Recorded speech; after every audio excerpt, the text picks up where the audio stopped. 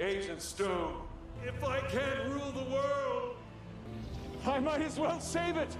Sonic 3 was a wild ride into Sonic's lore, and if you're a fan of the movies, you know they tend to get increasingly wilder with each new installment. We've come a long way from that 2020 cute character introduction to a planetary-level threat in only 4 years. Well, hear me out. Sonic 4 will not be an exception to this rule. It'll be bigger, it'll be bolder, and it'll be a delight for fans who can't wait to see their favorite elements of the Hedgehog's myth included in the Sonic cinematic universe. Do you want to check out all these exciting possibilities? Let's think about what we could see in Sonic 4's opening scene. After watching Sonic, one question may linger in our minds. Who was the villain and who wasn't? There's no doubt that Gerald Robotnik was a full-fledged baddie who went all in crazy and tried to pull the classic destroy the earth move. But when we see the other two members in the evil team, things change up to the point where they both transform into something greater than their personal quests. We're talking, of course, about Ivo Robotnik and Shadow. While Ivo is drawn to Old Man Robotnik because of his personal trauma and the need for human connection, Shadow gets himself immersed in Robotnik's plot out of his need to avenge Maria's loss. However, along the way, both characters realize they're being used and decide to sacrifice themselves for the greater cause of saving the planet, fulfilling the path to their redemption. In a way, they both become heroes in the end. Reluctant heroes, if you will. And even when we have zero hopes for Ivo Robotnik's survival, or at least a lot less compared to the time before, the situation changes when it comes down to the black and red hedgehog. Did you guys really think that the ultimate life form would die just because of an explosion?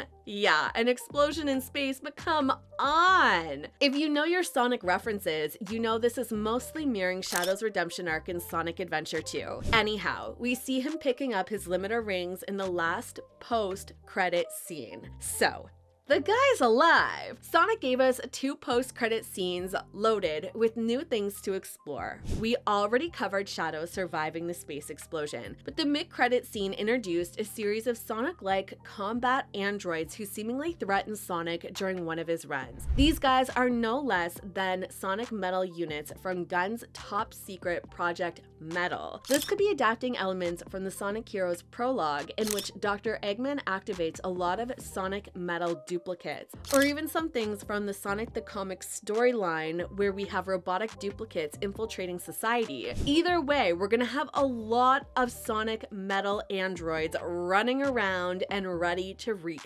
havoc. Or maybe they'll eventually help Team Sonic fight a bigger threat. We can only imagine right now. And unless you're blind, you totally saw Amy Rose kicking metal butt with the Pico Pico hammer and leaving a nice impression on Sonic. Right? Well, by this point again, if you're not deaf, you've heard us theorizing about the possibility that she is coming from the future, according to lots of info from the official lore and some fan theories. If we keep all this in mind, we can begin to think about some jaw-dropping opening scenes we could be seeing in Sonic 4. In this scene, we get an overview of Gun headquarters. Director Rockwell is surprising an assembly line, checking row after row of inactive Metal Sonic units. The camera pans across to them, and we see their serial numbers. They are from NMS 01 through NMS 12. For the untrained eye, we're only seeing random labels, but real fans understand these alphanumeric denotions confirm the androids as Neo Metal Sonic series prototypes. We go back to director Rockwell. She's shouting orders and coordinating the base personnel. When the shot widens, a flickering holographic display shows the 3D schematics for the Metal Overlord Convergence Protocol. Does this mean they are teasing a final boss formed by hundreds of Metal Sonics combined into a giant mecha Sonic? In Sonic Universe number 75, we can find a precedent for this idea. The issue shows Gun working on the Shadow Android project. They are going to reverse engineer the Eggman's technology they retrieved from the Death Egg wreckage, but when they start using Gerald Robotnik's research, everything goes wrong and uncontrollable doppelgangers are set free. This would likely begin to take form mere days after Sonic 3's ending. Amy could appear at midnight at Tom and Maddie's house. She's looking for Sonic, but he went out for a run. She tells her entire backstory to Tails and Knuckles, and we see it has been rewritten for the whole new movie. Instead of being a Mobian native, the thing she desperately explains to Tails and Knuckles indicates some of these possibilities. She does indeed come from the future and is on a mission to find Sonic, by request of Silver Sonic to help them fix their apocalyptic future. future. She could also be a seasoned veteran with lots of time travels on her back, as in Sonic CD's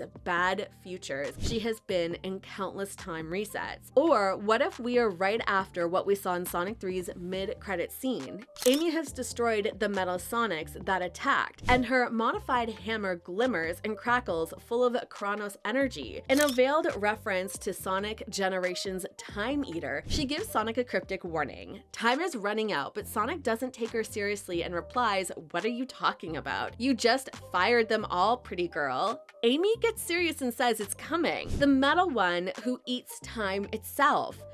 Don't tell me you didn't get the chills. As you see, the possibilities are endless, and we can go all kinds of crazy ways imagining future scenarios for Sonic 4. Isn't that funny? We could even get some sort of romantic subplot in which Sonic and Shadow compete for Amy's attention. Wouldn't that be hilarious? I bet Knuckles would be really confused. Or maybe Shadow can't get over Maria's memory.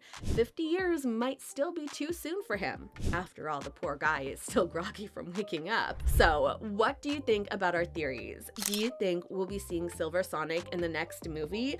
Or do you have any other awesome ideas for an epic opening scene? Let us know what you think in the comments below, and thanks for watching. Bye!